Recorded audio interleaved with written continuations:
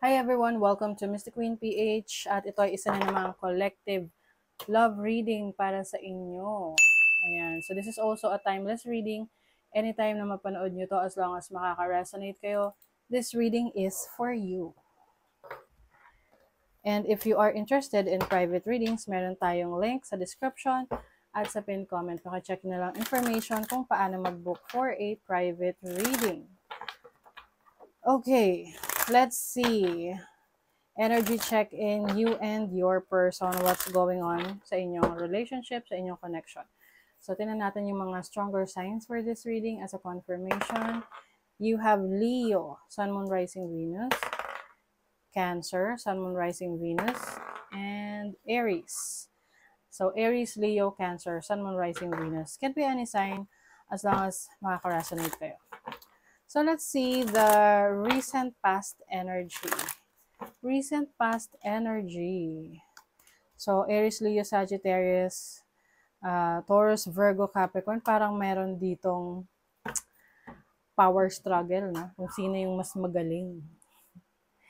Oo, nagpapataasan. Pwedeng merong mataas ang pride. You have the moon.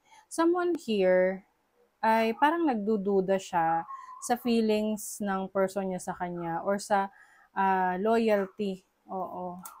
May pagdududa. You have the Three of Cups. So, pwede ring, some of you, there may be a third-party situation na hindi alam nung isa. Kasi we have here the moon, which is about secrets. Meron ditong may tampuhan. So pwedeng kayo, may tampuhan kayo ng person mo, pwedeng may selos. Oo. Meron kayong pinag-arguan no? Pwedeng related sa pera. Pwedeng pinaghahanapan mo ng pera yung person mo. Or yung person mo hinahanapan ka ng pera. Something like that. Okay? Let's see. Recent past energy. O, di ba?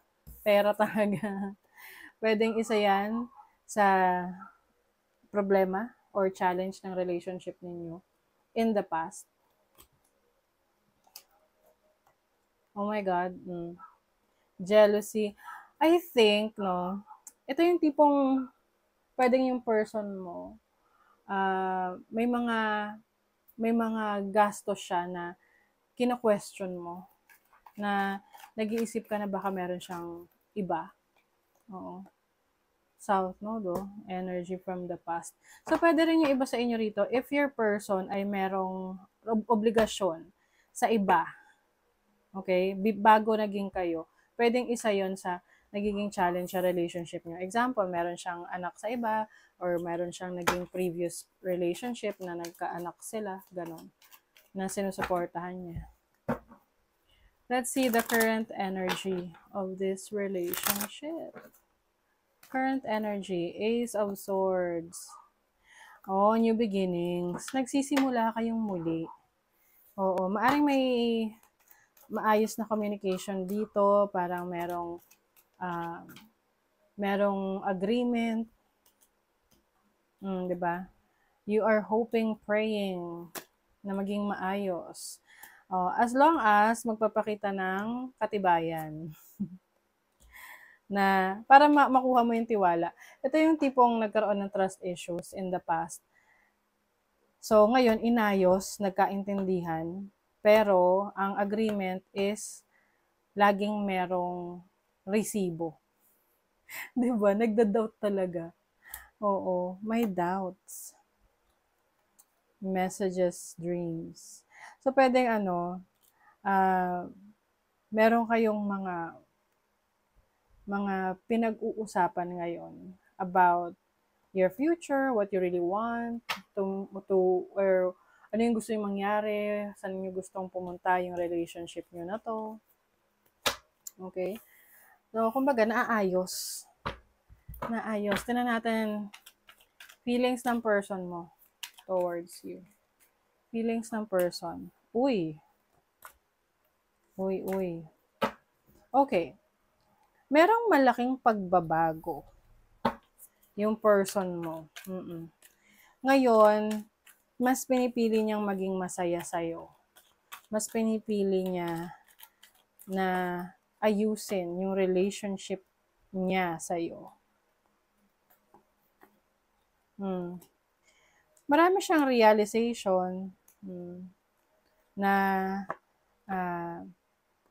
mas okay na mag-focus sa'yo, ayusin yung relationship. Lesson learned, meron na siya natutunan niya na yung lesson niya in the past. So parang somehow, medyo takot na to sa'yo kasi nakita niya kung paano ka magalit, kung paano ka mag-react. So ngayon, gusto niya na ibigay ang gusto mo. Feelings mo sa person mo. Naghihigpit. Alam mo, ito yung tipong mahal mo pero nahihirapan ka pa rin magtiwala. Na parang, bago ka magtiwala, dapat may pruweba. Alam mo, sa totoo lang, pag ganito talaga, yung tiwala nasira, no? Mahirap ibalik. Kaya lang, the moment na tinanggap mo ulit or nakipag-agreement ka ulit sa kanya, na magtitiwala ka ulit sa kanya, dapat talagang i-let go mo na yung doubts mo eh. Kasi eventually, magiging problema nyo yon in the future. Na kunyari, nagtitiwala ka pero ang totoo may doubts ka. 'Di ba? Oh my God. Ito yung may mga surprise visit. Let's say, for example, sinabi ng asawa mo or ng partner mo, karelasyon mo na nagpunta siya sa bahay ng parents niya. Tapos, i-check mo talaga.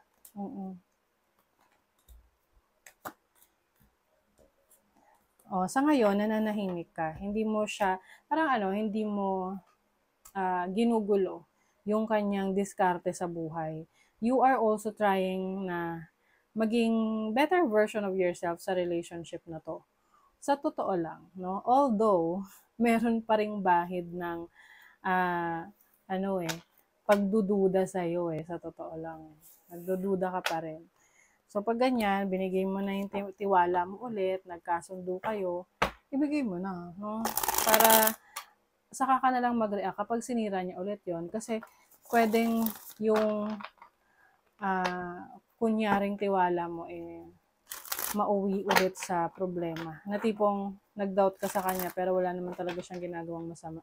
So, marirealize pa niya na, hindi naman pala totoo yung tiwalang ibinigay mo ulit sa kanya. Okay? So, mutual feelings, pareho niyong feelings para sa isa't isa. Alam niyo, mahal niyo naman yung isa't isa. Tignan mo, nag-heal kayo. You're both healing. You're both learning from each other. Natuto kayo doon sa naging experience ninyong dalawa. And ngayon, you're trying to be a better version of yourself. Meron ditong forbidden love, tragedy. Recalling memories. So, I think, no, yung as pareho nyong feelings, yung relationship ninyo, muntikan ng maging trahedya, no? Pero, inisip nyo kasi kung ano yung pinagsamahan ninyo, na sayang naman, And I think pareho nyo naman gusto na maging maayos yung situation ninyo. You both have love for each other. Pareho nyo gustong alagaan yung isa't isa. So, tingnan natin yung intention ng person mo. Anong intention ng person ng collective? Ano yung intention? 9 of Swords, 7 of Wands. Gusto niya ayusin, no? With the Ace of Cups. Merong love offer dito. Oo. Kaya lang, parang feeling rin niya, masyado kanyang nasaktan. Oo. Na, tinatry niya na bumawi sa'yo. Six of Swords. Moving on. Nagmo-move on rin siya. Doon sa challenge na pinagdaanan ninyo. Actually, sa totoo lang, parang nagsisisi talaga rin to, no? Sa naging desisyon niya or maling nagawa niya sa'yo, pagkukulang niya sa'yo. Okay? And I think this person, gusto niya magsimula kayong muli, mag-move on kayo dun sa sitwasyon na challenge na kinaharap ninyo, magsimula muli, no? At, parang ang intention rin niya is parang nagte-take rin siya ng risk dito sa relationship ninyo na may possibility na maging, kumbaga magka-problema ulit, pero nagte-take siya ng risk. Ano yung intention ng person, ng collective? Celebration, abundance. Gusto niyang mas maging galante sa'yo. Gusto niyang mas magbigay ng gift sa'yo. Kasi alam niya na dinideserve mo yon. Mas tahimik siya ngayon. Hindi siya masyadong yung parang defensive. Financial support, Yung supportahan ka financially.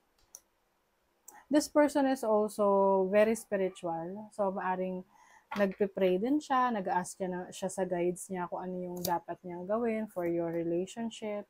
Divine masculine. May mga times na nagpapanik siya, no? Siguro parang natatakot pa rin siya, baka bumalik yung issue, yung problema ninyo. Weighing down. Yes, I feel like yung person mo, nag-hold on talaga siya sa relationship ninyo. Maaring marami na kayong pinagsamahan ng person na to at hindi niya kayang i-let go. Palagpasin or sayangin yun. At least na-save nyo, no, yung relationship. Ano yung hindi mo alam? Ano yung hindi mo alam? Okay. Actually, maaring merong mga tao na hindi pabor sa relationship ninyo. Pero pinaglalaban ka niya. Pwedeng mga kaibigan niya. Minsan kasi, di ba, nagko-confide tayo sa mga kaibigan natin na, yung person ko, ganito, tamang hinala siya, pero wala naman talaga akong ginagawang masama. Tapos yung iba, magkakaroon niya ng advice na, ano ba yan? Mo kasi yung person mo. Ba't ganun? Pero mahal ka ng romantic partner mo. Para sa kanya, parang humingi siya ng advice rin sa ibang tao pagdating sa kung ano yung gagawin. Meron dito nag-advise sa kanya na i-let go ka na, pero siya, hindi niya ginawa. Temptation, reunion. Parang siguro tinetempt na siya ng iba niyang mga kaibigan or someone sa paligid niya na, marami pang iba dyan. Ganun. Marami pang iba dyan. Huwag ka nang magsayang ng oras. Pero gusto niya talagang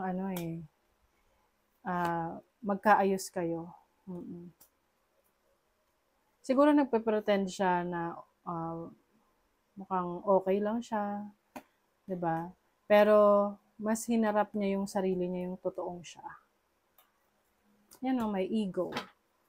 Parang nung una nagmamatigas, pero in the end na-realize rin niya na gusto niyang ayusin yung relationship ninyo. Minsan, yung mga tao sa paligid ng person natin, sila rin yung, syempre kakampihan nila yun, di ba? Kaya minsan nagkakagulo yung kaibigan ng partner, no? So, let's see yung action niya. Ano yung action ng person mo?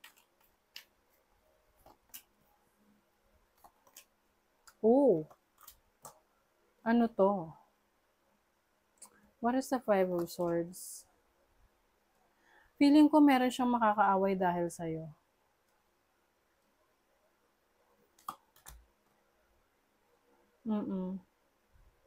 I feel like there are some people na hindi gusto na magkaayos kayo. Pwedeng sa family niya, sa kaibigan niya. Pero ipagtatanggol ka niya eh.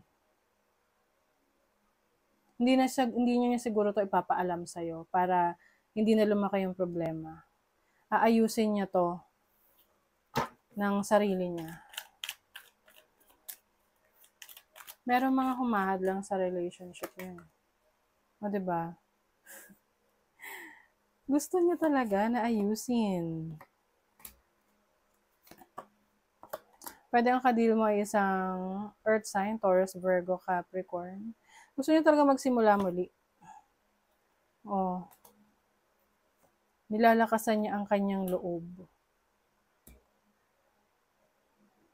Feminine energy is to receive. So, I feel like your person really wants to work things out sa relationship ninyo.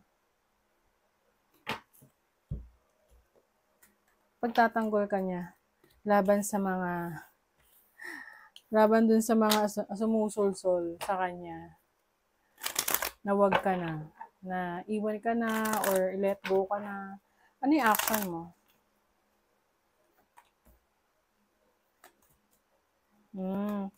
Bibigyan mo talaga siya ng chance. Parang susugal ka rin sa relationship na to. Parang tinitimbang mo no? Yung pros and cons ng relationship. Willing ka rin na magbago. Alam mo rin naman na meron kang fault. And I think para sa'yo mas, parang ang energy nito is love is lovelier the second time around. Oo. Actually, iba sa iyo, hindi naman talaga kayo naghiwalay. No? Nagkaroon lang kayo ng major challenge sa relationship niyo dahil sa trust issues. Di ba? You are healing.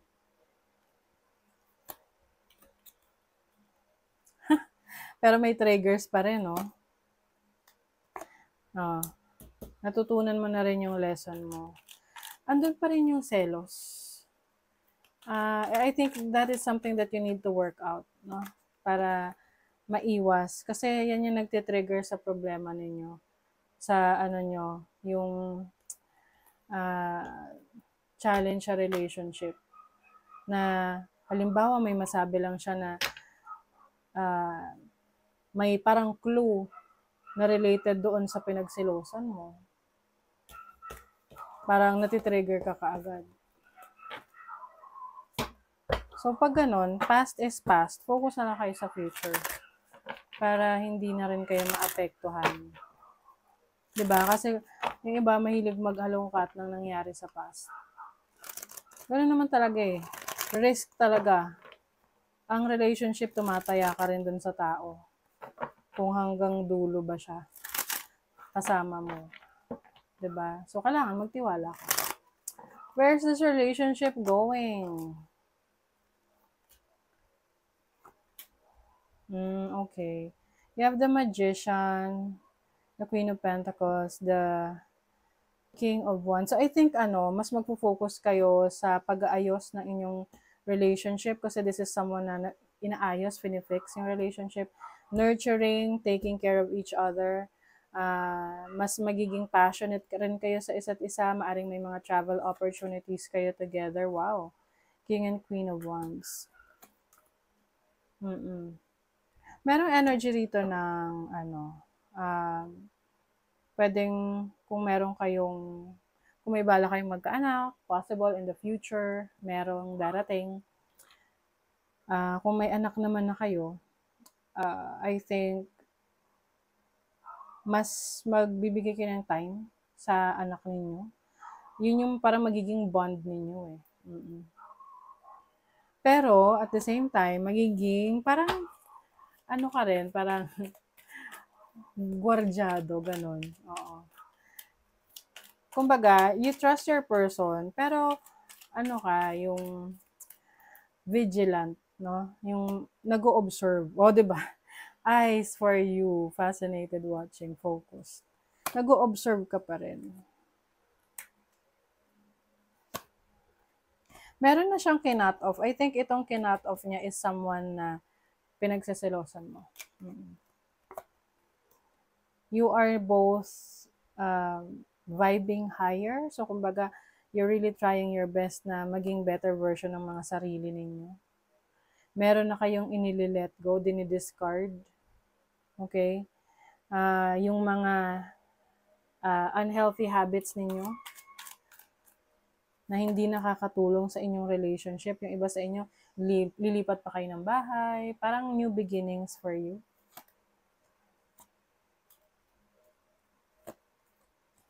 Yeah. You're really trying to weigh things for your relationship. Parang binibigyan nyo talaga ng chance to na maging maayos. Oo. Lalo na kung may anak kayo, para sa mga anak nyo, sa pamilya nyo. Okay? So, that is your reading, collective. So, kung meron kayong mga situation na gusto nyo i-read natin, comment nyo lang dyan. So, thank you so much and bye!